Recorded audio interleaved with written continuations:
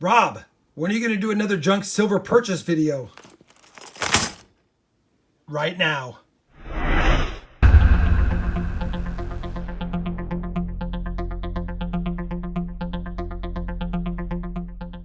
Hey everybody, it's Rob with RobFindsTreasure, and that's right, we've got another bag of junk silver. Now this is, I think, 177.85 in junk silver, plus there's a small bag in here of some 40%ers that we also grabbed. So I think total face value on this was about $185 in junk silver, with 9 of that dollars being 40%.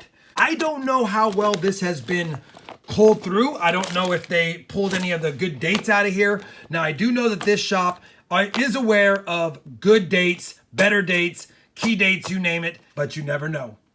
Either way, I needed some more silver for my stream, so I thought we'd go ahead and record this and see if we have any goodies. Now, from just looking through the bag, I see Merc dimes and Roosevelt dimes. I see 64 Kennedys. I see some Benjis. There are some Walkers, but I don't really know the extent of it. I know I see some GW quarters too. Not sure if we have any SLQs or anything Barber related or anything older, but I guess we'll have to get into the bag to find out. I think what I'll do first is I'll separate all the half dollars into Benji, Walker, and Kennedys, and we'll see what we have of each type.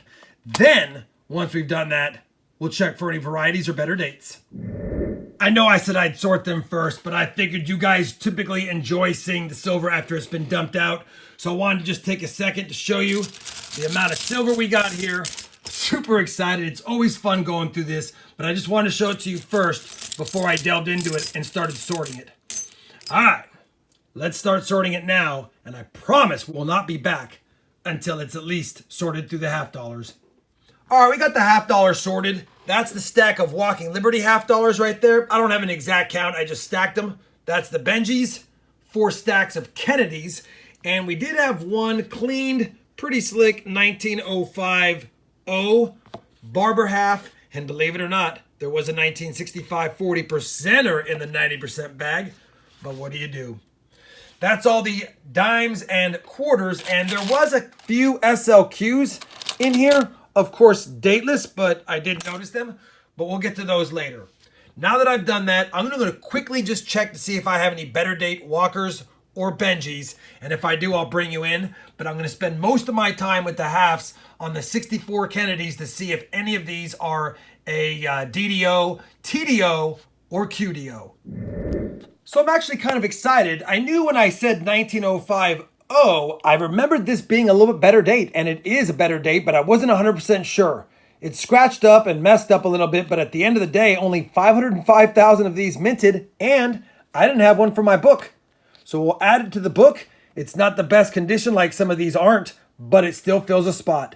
Anyway, wanted to get you brought up on that one. I'll take it all day. Now let's get back to those Benjis and Walkers. So as expected, nothing fantastic in the Walkers or the Benjis, but we did get a first year Benji 1948, minted in Denver. Pretty beat up, looks like it's been cleaned. And a better date 1949, minted in Denver Benji. Can't get mad at that. Those are the tougher dates to find when it comes to Benjis. Nothing fantastic there, like I said. For the sake of time, I'm going to go through all of these off camera under my scope, and if I happen to find any doubled die reverses or obverses, of course I'll bring you in. Hopefully, I'll be back. Well, we're about just almost at one of the 4 stacks of 64s hunted.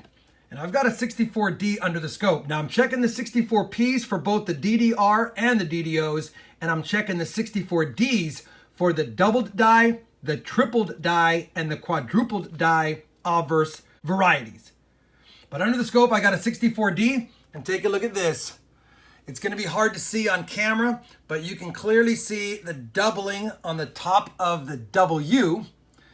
You can see some doubling on the serif of the T and on the base, the same thing on the R. And then the other spot you want to look at on this one is the G in God. And if you look there, you can see doubling throughout the entire letter G and O and even on top of the D. So this is the 1964 DDO FS 104. Now it's got some spots on it. I'd be curious to see what the MS70 does, but I'm not going to do it in this video, but I'll definitely flip this up. We have found one variety so far, and that's a good find. Let's keep looking and see if there's more. In my excitement, I forgot to bring up the PCGS website to show you what I was looking at. Here is a 1964 DDO FS 104, and under the scope, you can see what I saw there. Doubling on the G, on the O, a little bit on the D, and then more importantly, doubling on those letters we talked about earlier. So definitely, in my opinion, we've got an FS 104. They don't sell for much, but in mint state condition, and we'll put it right around MS60, $125. Now, I don't know if mine will get an MS60, but even if it got an AU55, still a $75 coin. And despite the discoloration, it's in fantastic shape overall. So I would say it's at least AU55. It might even get an MS60 or so. Really good find. All right, now back to the hunt. We're just about done with the 64 Kennedys. I've got maybe half a roll left up here to hunt. But I've got a 64D under the scope, and it is in pretty good shape under the naked eye. But check this out. What a beauty. I'll go ahead and point out here that you can clearly see that it is a tripled die. 1, 2, 3 strikes. You can clearly see it on all the letters. TRUS, no problem. And on we, you can see only 2 here because of some of the wear, but there is definitely 3 different serifs on there. So this is going to be the tripled die obverse. You even have tripling on the G. You can clearly see it. And a little bit less, but clearly tripled on the N for sure. I have found a few QDOs and a few TDOs, and this is most definitely another one. This is known as the 1964D TDO or triple die obverse FS 103. And again, it's in pretty nice shape. It's a beauty. I'll be flipping that one up as well. Can't get mad at that. Can we find any more? So I finished the 64 Kennedys, and at the end of the day, I'm happy. We got a 64D DDO FS 104 and a TDO FS 103. And despite the spots, this is in really nice shape, and I have to admit, pretty pleased with the condition of this one as well. We'll add those to my variety books, clear these away, and do the quarters next. Holy cow, that's a lot of quarters. We got them separated from the dimes. The dimes still need segregation as well. I only saw 3 SLQs, but I was just grabbing them in handfuls, and if I happen to see an SLQ, I'll put it aside. Now, for the sake of time for this video, even though I'll be cherry picking these, I won't be looking for the 56 through 64 Type 2 proof reverses. I don't check those on the camera. That's a painstaking process. There's a lot of 56 through 64s in here, but I'll be doing that off camera, and if I happen to find something, maybe I'll post it on my community tab. That being said, I will be checking for any of the DDOs in here that are in the 40s years and mid 30s. I'll also be checking for any of the better dates. Let me go ahead and sort through this and see if I have anything outside of the ordinary worth showing you guys. So we've got the quarters sorted here. I've got all of my 42 and 43s here, which I'll be checking for any doubling. We did only have those 3 SLQs. I had 2 better date 1949 Ps, which are under 9.8 million minted. This one's the better of the 2. Might upgrade the book. I'll have to take a look. It's probably a $12 coin in that condition. We had a 37, but not the DDO. And we had a few 36s, but none with the mint mark. The 36D is worth a lot more than the other dates, as it is a semi-key date. Outside of that, I'll let you guys know if I find any doubling on the stack of 40s there. The rest will go into my collection. Just a quick fill-in. Nothing fantastic, no doubling, and the 49P did not upgrade my album. Now that we've done that, we've got to move on to the dimes next. Let me get them sorted, and we'll see if we have any goodies in there. So I've got the Roosevelt dimes separated from the Mercury dimes. I'll tell you, there was nothing else besides Roosevelts and Mercuries. We had a lot in the 40s, and this stack is the 1942s. This is the 30s, the 20s, and the teens. There was nothing in here as far as better dates. Even in the teens, there was no 16, there was no 26, no 21s, of course. But we did get a little bit better of a date here, and it's not in bad shape. Pretty cool toned 1931 San Francisco. So a slightly better date than the other ones. Really, it's only worth about $4 or $5. Now, if it was a 31S wheat cent, we'd be in bigger business. These 42s, I checked the 42P and the 42D for the 42 over 41. None of those had that. I also looked through all of these to see if there's any near mint state ones or ones that would upgrade in my album. We didn't see that either. So unfortunately, the Merc Dimes, nothing fantastic. Again, this one's pretty nice, but it doesn't upgrade my book either. Now that we've done that, really for the Rosies, there's not much that I'm really wanting to do. I'm not going to spend the time to go through all of them. We'll give you a wrap up and thoughts on this junk silver purchase. Well, I finished hunting the Roosevelt dimes, and I must admit my curiosity got the best of me. I did check for a lot of the varieties that you could find other than the 63D DDR. I checked for the 64 DDR, the 61D DDR. I checked even for the 63 DDO, the 54 DDR, the 59D over inverted D mint mark, the 50D DDR, the 47S DDR, and the 47P DDO, especially on the date. I could have checked for a lot of the other RPMs and stuff, but there was just so much to look for, and there's not a lot of value in some of those RPMs unless they're in high mint state. So any coin that was in a MS60 feeling or better, I did scrutinize a little bit more. This took me over an hour and a half to look at these dimes, and all that work, we didn't find any goodies. But refreshed my memory on some of the varieties to look for, and was still a lot of fun. Now that I've done that, I do have one extra bonus hunt in here that I want to do next because I picked myself up a little bit more of silver over the last couple of days, and the order came in today surprisingly, so I have to go through it with you guys. Let me go ahead and do that and bring you in on what we have. So for my final order, I did pick up 3 rolls of Barbers, 3 rolls of Walkers, 3 rolls of Benjis, and 3 rolls of Kennedys. Now, I haven't looked through these yet. I just took them out of their packaging and stacked them and made sure that I had the right amount, which I do. That being said, I think what I'm going to do is I'm going to hunt through the Walkers and Benjis, see if I have any better dates. And if I do, I'll bring it back. Otherwise, I'll continue right on with my Kennedys to see if we have any more DDOs or DDRs. Let me get those done, and we'll save the Barbers for last.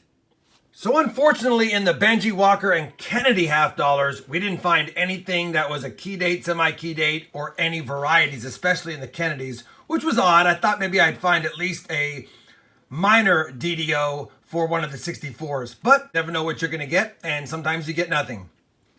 As far as the Barbers, I've laid them all out here. I'm not going to go through them all. There really isn't any key or semi-key dates that are in here. There's a few better dates that I will point out. First and foremost, we do have a 1909S, and I'll get to this in a second because the mint mark looks a little bit suspicious. Outside of that, as far as better dates, we did get a 1910 Philadelphia, and the 1910 Philadelphia is a better date Barber, only a little over 500,000 of these minted. The value is not much in this condition with the scratch and the wear, but still a cool find, and I might need it for my book, so I'm kind of happy about that. As far as the older ones here, nothing that great. We do have an 1899-0. It is dinged up, banged up, probably been cleaned, but a slightly better date, as well as an 1895, also minted in New Orleans, and that's a slightly better date as well, only almost 8 million minted. In this condition, it might be a $25 coin, but it's pretty beat up like I said. And then the oldest of the bunch was an 1894, and this is an S. Now, 1894S does have about over 4 million minted, but a slightly better date, but again, cleaned and worn. So really, not much better. Let me just take a quick look at the best of the bunch and see if any updates my Barber book, and if it does, I'll give you a peek. So I've culled through the Barber halves, and these are the ones that either fill a spot or slightly upgrade the one I have in my book. And I know they're not in the greatest shape, but when you're building a Barber book, Sometimes you got to take what you get. The cool thing is, I think 3 of these will actually fill a spot and 3 upgrade, so that's always nice. Now let me get back to this 1909S. The 1909S does have an inverted S variety, and if you look right here, you can tell that the smaller portion or the serif of the S is down here, and the larger one is up there. And technically, I believe that that's an inverted S. It should have the larger serif on the bottom and the smaller one on top. Let me go ahead and bring up the PCGS website for this, and we'll take a look and see if we can determine whether or not I have it. Bingo. Smaller at the bottom, larger at the top. Now we'll go back to mine. And to me, that looks like that's what it is. Now, it could be damage. It could be damage. But at the end of the day, I believe it might be a 1909 S or inverted S. And if it is, the value is not extremely great. Obviously, if it was in a mint state condition, it'd be worth a lot more. But mine's probably G4, and G4, about a $30 coin. But still, going from junk silver to possible variety is pretty cool. I'll be holding it to the side just in case. Now let me get these in my book and give you a peek at the book. So as I mentioned, we added 3 and replaced these 3, and obviously you can tell pretty bad of the ones we have.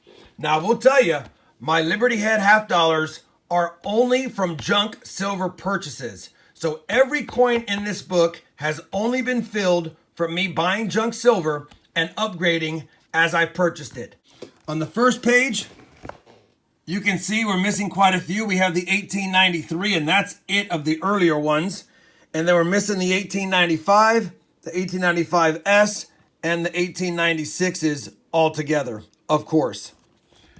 Second page, we start getting a few more. Third page, we've got it all. Fourth page, we've got it all. And of course, we're missing some of the keys here. 13, 14, and 15 Philadelphias. I know they're not the prettiest, but we've almost got a pretty good collection of Liberty Head half dollars just from junk silver. Think that pretty much wraps it up for this video, guys. Hopefully you enjoyed this junk silver purchase, or constitutional silver hunt, if you will. If you did, I'd appreciate a thumbs up. And as always, everyone, happy hunting, and thanks for watching.